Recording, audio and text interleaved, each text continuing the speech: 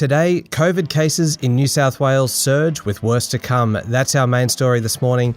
Also, why the property market had its best year in 3 decades, Westpac shareholders demonstrate their anger, and we'll tell you about some very good deals in the airline industry. It's Thursday, the 16th of December 2021. Welcome to Fear and Greed, the business podcast that sets you up for a successful day. I'm Michael Thompson, and good morning, Sean Aylmer. Morning, Michael. Then stay listening for Sean's chat to CoreLogic's Tim Lawless about the local property market and whether he's ever seen a year like 2021. But first, Sean, as I mentioned, state governments have been warning a surge of COVID cases is coming, and indeed it's already arrived in New South Wales with nearly 1,400 cases recorded yesterday. That's right, it's back to September levels and the 7-day average is rising fast in that state. It came as New South Wales wound back restrictions, including giving unvaccinated people the same freedoms as vaccinated people. It sounds pretty terrifying, but only 166 people are currently in hospital in New South Wales from COVID, including 24 in intensive care. That really is the good news. As Omicron spreads through the community, and it will, it's critical that hospitalisation rates stay down.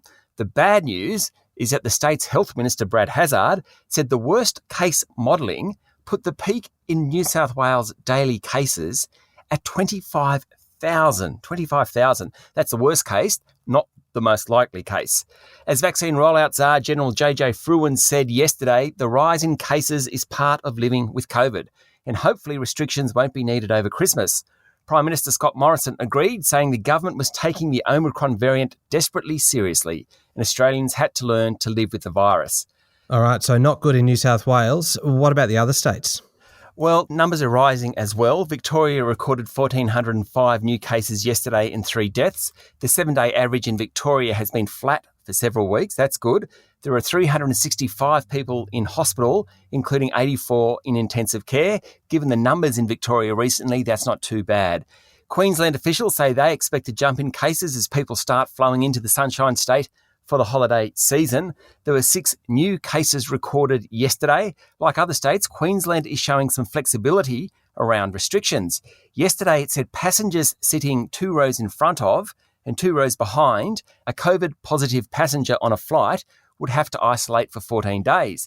Under strict rules, everyone on the plane should be in isolation for Christmas, but fortunately, more sensible heads prevailed. In the ACT, there were 7 new cases of COVID-19 recorded yesterday, but only 3 people are in hospital. South Australia recorded 26 new local cases. That's a big jump. In the Northern Territory, 4. Okay, so how did markets perform yesterday? Well, the S&P ASX 200 closed down 0.7% yesterday to 7,327 points, led lower by tech stocks. That's not surprising given the sell-off on Wall Street on Tuesday night. The banks were mixed, with Commonwealth Bank and Macquarie lower, and National Australia Bank, ANZ and Westpac all higher. BHP and Fortescue Metals were down while Rio Tinto was up, and Woolworths was lower, but Coles was higher. It was a bit of a topsy-turvy day, really. Afterpay was among the biggest losers, down more than 3%. Of course, its share price now reflects the performance of its acquirer Block, formerly known as Square, which trades on Wall Street. REA Group was down 3.7%, while Xero was off more than 3%. There were a couple of smaller M&A deals yesterday, Michael, more of that in a moment, but 2021 will go down as one of the busiest for corporate activity. Now, including CSL's $16.4 billion buyout of Switzerland's Vifa Pharma Group, total announced M&A activity this year is more than $300 billion. Why? 2020 was quiet, a bit of catch-up this year. Interest rates were low, so investors were looking for returns elsewhere, and companies had plenty of money to splash around. It's certainly made for an exciting year for a podcast like Fear and Greed, that's for sure. It was a very good time to be doing this podcast. And so what's happened in overseas markets? As we record this morning, Michael, global markets are still waiting to hear the outcome of the Federal Reserve Open Market Committee meeting, but there's universal agreement that the world's most powerful central bank will outline a tightening of monetary policy on the back of higher inflation. That led to a fall in equities on Wall Street. European markets were mixed, with London's FTSE closing lower, while several other markets were higher. The Aussie dollar is buying 71.3 US cents. Okay, we'll be back in a moment with the rest of the day's business news.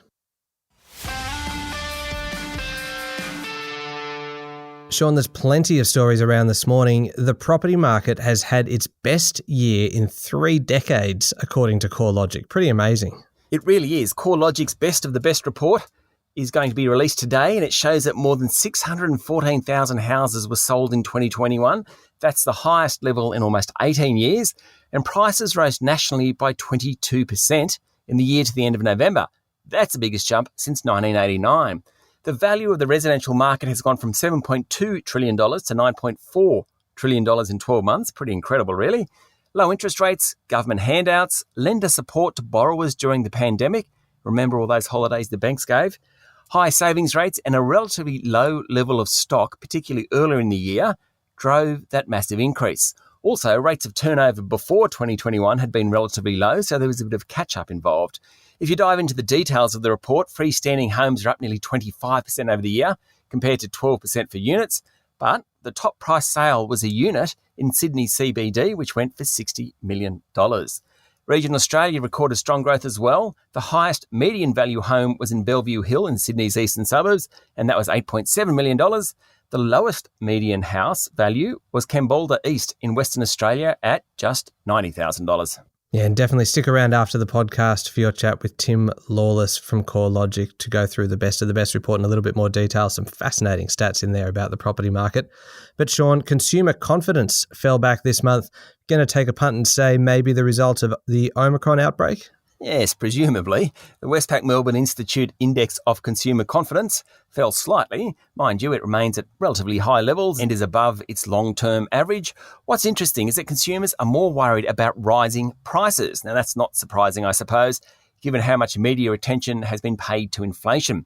The question about whether now was a good time to buy a major household item fell more than 5%, and that's normally a very good predictor of what's going to happen. It comes a day after the National Australia Bank Business Survey showed a drop in confidence, but a pickup in business conditions. Now, Westpac held its annual general meeting yesterday, and shareholders aren't overly happy, I'd say. That's right. Almost 30% voted against the remuneration report for management, which I suppose reflects the fact that the bank's recent performance has been pretty poor. Its share price has well and truly underperformed its major bank competitors over the past year. The country's fourth largest bank, and remember just a couple of months ago it was the second largest bank, was also criticised for its ongoing financing of fossil fuel projects. Chair John McFarlane said the bank was doing the right thing, finding a middle ground in its funding policy around renewables. He said an abrupt end to fossil fuel financing was not the right thing to do for Australia. Not all shareholders agreed. We've talked a fair bit about the battle for Australian pharmaceutical industries, Sean. That's the one pitting Wesfarmers against Woolworths, and the battle continues. Yes, Wesfarmers Chief Executive Rob Scott was out yesterday saying his company will be joined at the hip with Priceline Community Pharmacies. That's one of the retail brands of API. He said that Wesfarmers will help Priceline grow. He also pointed out that there was no conflict at Wes, unlike Woolworths supermarket chain, which sells beauty and health products. Now, Wesfarmers already owns 19.3% of API. It said it won't accept Woolworths' offer of $1.75 a share. Wesfarmers has already offered $1.55 a share. That's well below the Woolies bid, but it does have the right to match any bid. Yet another takeover in 2021 continues. And just before we leave takeover land, Sean, Corporate Travel Management announced an acquisition yesterday as well. Yes, it will buy Hello World's corporate travel segment for around $175 million. Not a big one relative to some of the other deals this year, but it will boost the corporate travel management business. And Michael, there was another one, though not of a listed company. Wealth management firm Crestone Wealth Management will be sold for $475 million to a global private banking group backed by the royal family of Liechtenstein. Nothing like a bit of royalty in Fear and Greed. Crestone looks after the wealth of high net worth individuals mostly, which is an increasingly lucrative business to be in. The royal family of Liechtenstein. There we go. Was not expecting to hear about them today in Fear and Greed. Now, Sean, I know this is kind of free advertising for the airlines, but there are some really good deals around the place at the moment. Really good deals. Jetstar yesterday launched a campaign to sell more than 500,000 seats, starting at just $29. That's a flight from Sydney to Melbourne's Avalon Airport. There are fares on all 60 of the carrier's domestic routes for under $100 and also big deals on international flights. In fact, there are flights to Thailand, Fiji, Japan and Hawaii for under $200. Wow. Yeah, it's not bad. Qantas, meanwhile, said it will launch a direct Perth to Rome service from June, reducing the fastest trip to the Italian city by 3 hours. The airliner will fly Dreamliner 737s. Now, Italy is the number one travel destination in continental Europe for Qantas. Michael, I love these stories about direct flights to faraway destinations, don't you? I certainly do. It just means that we can dream a little. We can, but we won't be going on a cruise. The cruise line industry isn't so happy. P&O Cruises Australia yesterday came out and was very critical about the lack of a timetable to resume cruising in Australian waters. They have a point. Yeah, that is an industry in trouble. Okay, Sean, what's making headlines in today's news media? Well, there are many media outlets reporting the UK's latest COVID figure for daily cases, 78,610, were announced overnight. It's 10,000 more than the previous record day in January last year. About 6% of cases were Omicron, but that number is growing very, very quickly. Meanwhile, South Africa reported a record number of cases overnight also of almost 30,000 in a 24-hour period. Several media outlets are reporting this morning that the government's mid-year budget update, to be released today, will pledge the creation of 1 million jobs over the next 4 years on the back of stronger growth forecasts. And there were reports yesterday that Virgin Australia was looking to list as soon as next year. Now, remember, private equity only bought it out of administration 12 months ago.